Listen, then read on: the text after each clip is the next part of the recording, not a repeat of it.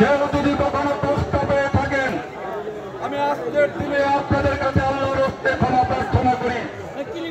আপনারা আমাকে ক্ষমা করে দিয়ে আগামী উপজেলা নির্বাচনে আমাকে আপনারা শুধু ভোট দেবেন না, আমার নির্বাচনটা করে দিবেন।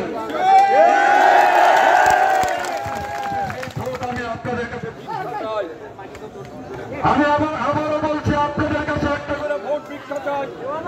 আমি আপনাদের কাছে অর্থ করে ভিক্ষা চাই না, আমি কোন সম্পদ ভিক্ষা চাই না, একটা করে ভোট আপনাদের কাছে ভিক্ষা চাই।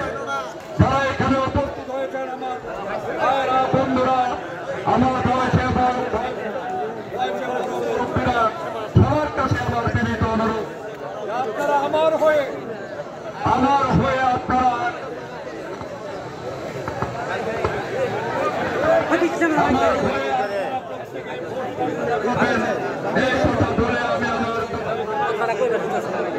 ধন্যবাদ।